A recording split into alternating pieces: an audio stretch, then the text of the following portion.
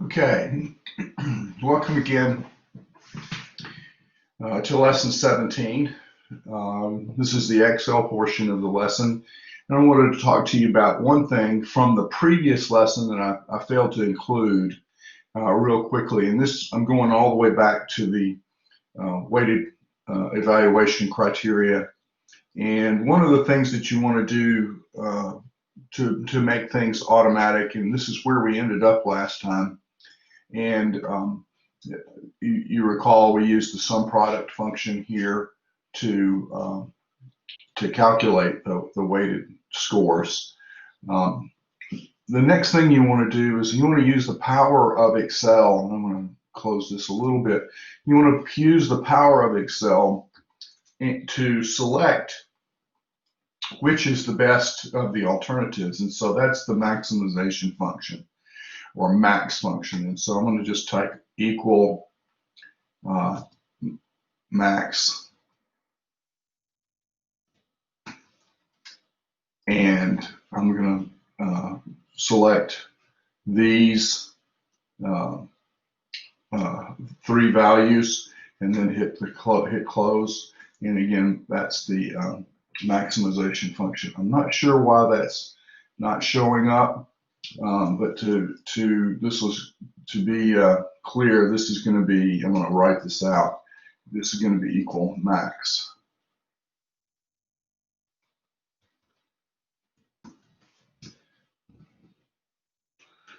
of these cells. Anyway, that's equal. That's the max function, and cells in there. So that's what you want that to be. Okay, now we're going to go ahead and go to forward to our low distance function. And again, these are the screens that you'll see, or the data that you'll see. Again,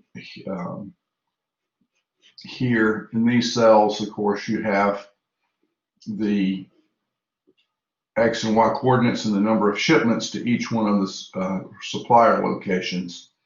And then, of course, in these cells are the respective X and Y locations for each one of the distribution center alternatives. So alternative 1, X and Y, alternative 2, X and Y, alternative 3, X and Y. So what we're going to do is the first thing is, you remember, we're going to calculate the distances to each one of these locations. And I'm going to do a little bit of formatting here. You can or don't have to do that formatting, but I'm going to use the same format. We're going to build a table, and I'm just going to copy these and paste. And so for each one of the supplier locations, and I'm going to copy these, and then I'm going to paste edit, paste special, and I'm going to do the transpose. Then I can copy these. Let me escape out of that because I want to start in this cell. I want to edit, paste special, transpose the values and the numbers.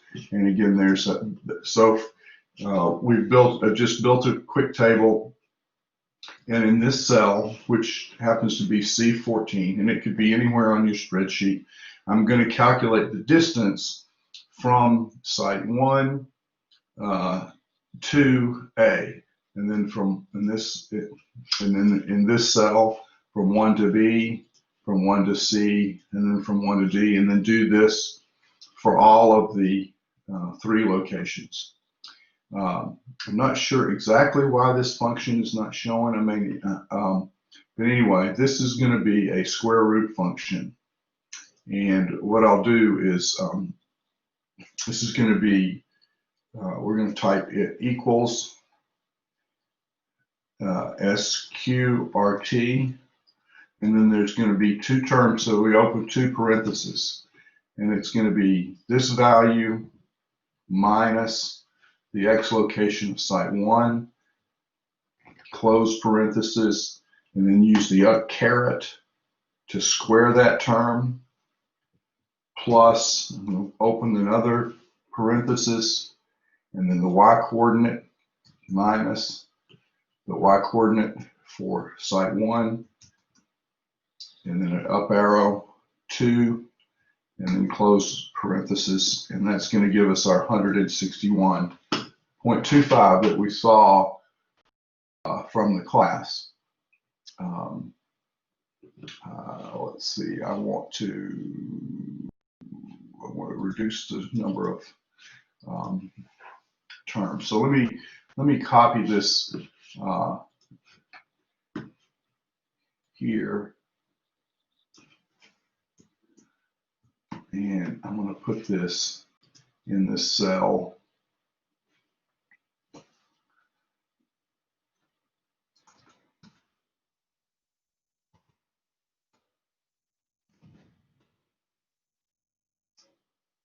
Hold on a second. Copy this value. And then in this cell, parenthesis step.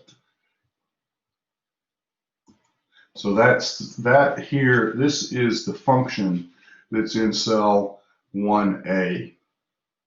And I'm going to repeat that.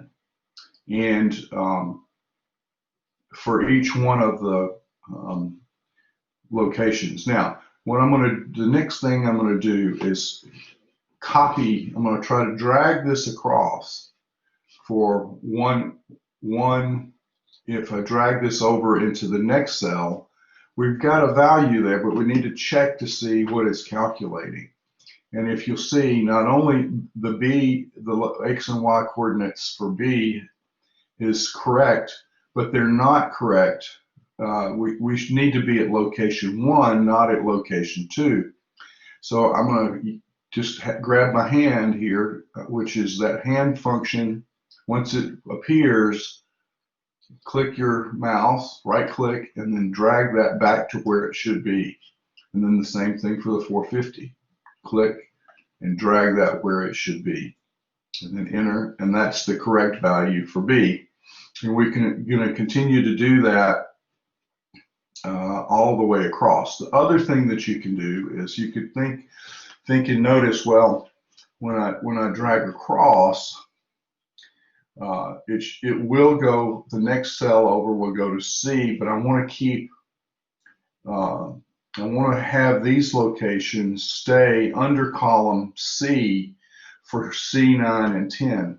So in that case, I want to fix the column C to be the same as I drag it over. So now I want to hit F4, and if I hit F4 once, that's going to add $2 marks. But I may want the row to change. If I add $1 mark, that means the row stays the same, but I want the column to stay the same. So put the dollar mark in front of the column C, and then the same thing, you could just type in dollar mark in front of that C. Now, when we drag this over, it should drag the column should change for. So let's see if this is in the right place. So it's now, you'll notice C, X and Y, and 1 stayed the same. So that's good, and we can continue to drag that over. And I would check to make sure, so that's D and 1. So now all of these distances are calculated correctly for distribution center 1 to A, 1 to B, 1 to C, and 1 to D. Okay, well, you check that by looking at the formula and making sure that they're using the right values to calculate. But again, you don't have to re-enter this function every time. And so then we're going to take that function and drag it down a row. Now, you should anticipate what's going to happen when you drag it down. These two are going to move down 1. These two are going to move down 1. But that's not what we want to have happen. We want this to be the distance from A to 2. So again, we're going to use the hand, click on the function in the function bar. We're going to grab our hand function and drag it up to A where it should be. And now this cell needs to be over in site 2. This cell, I did something wrong. Still need to, this cell needs to be site 2. This cell needs to be site 2. This one needs to be A, X, AX, AY. Boom. And that's the correct distance from A to 2. Now again, when we drag this over, we want A to be, we want these locations to move over. So we want the column to to change, but we want the row to stay the same. So in this case, we would put the dollar mark. Let me just do what I did before. We want the columns we want the column C that corresponds C9 and C10 to stay. Let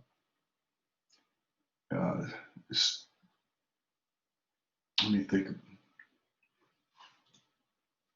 Actually, now we want D9 and D10, not C9. We want the D column to stay the same because we want site 2 to stay the same, and we want X value. We want site 2 Y value to stay the same. Now we should be able to drag that all the way across, and let's go out to D and see if that's calculated correctly. See if it has the right value. So yes, here's the X value for D. Y value for D, X value for location 2, Y value for location 2. So those are all correct. All right, we're just going to repeat that process one more time.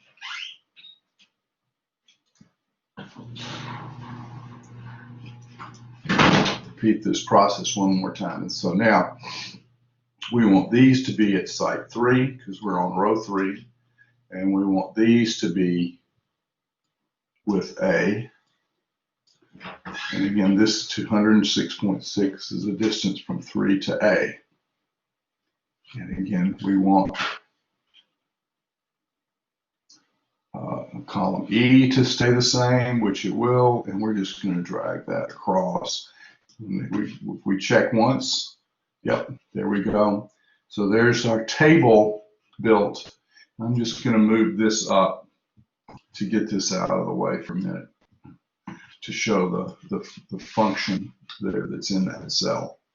Okay, so now we have all of the distances from each of our distribution centers to each of our supplier locations, and they're all calculated correctly. So that one should be the distance from 2 to C, and you can see the values that we're using are X and Y for 2 and X and Y for C. Now we want to create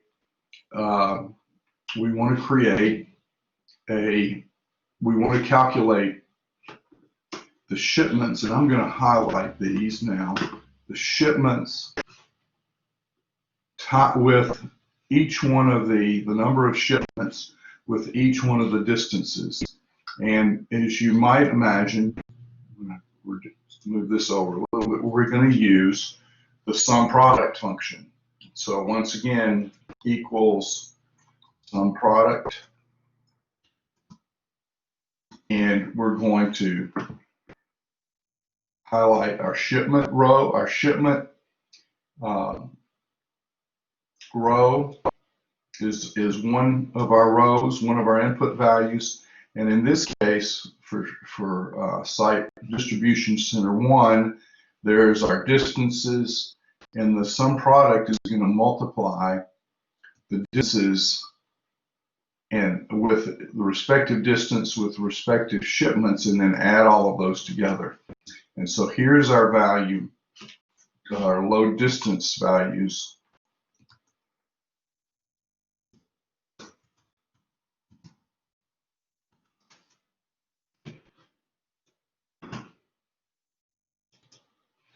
F4 in this case for site 1, and I'm just going to remove some of the decimal places. And I'm just going to add a comma so it's a little easier to see. 125,062.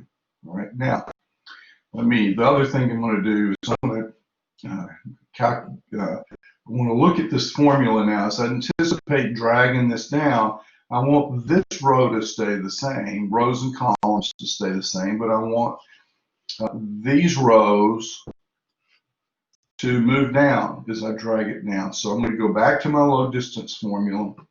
I'm going to click on it, and what I want to have happen is C5 to F5 to stay all the same. So I'm going to highlight those, press F4, and those rows are fixed. So when I drag this down, that's going to be the correct load distance for each one of those locations. Now, what I'm going to do is I'm going to grab this. First of all, I'm going to copy this function for you, and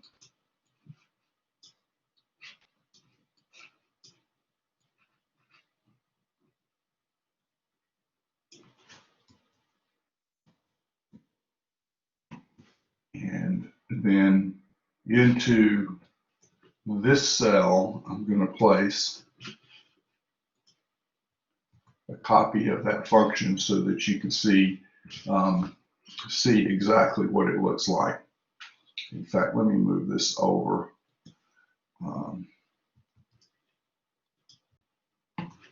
There we go. That way we can see it all. That's the function that's in this first cell.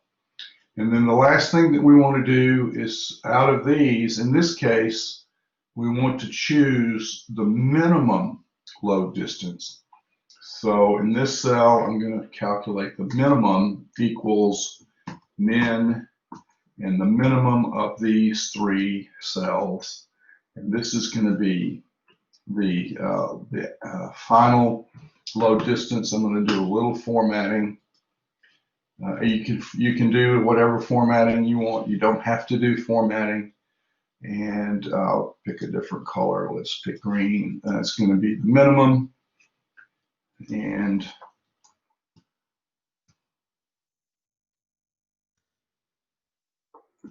that's the minimum load distance. And again, I'm going to copy this function here. And in this cell,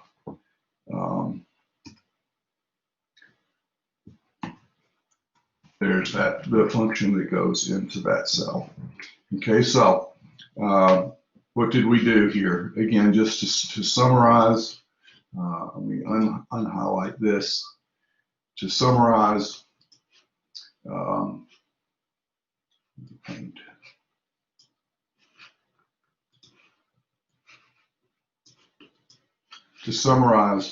we first built a table of distances. We used this square root function to calculate the distances from each of our sites to each of our locations. We then used the sum product function to calculate the load distance, the respective load distance, and then we used the minimization function to determine which was the minimum. And of course, we know that this corresponds to is the best to choose. Okay, so that's how we use the load distance function, and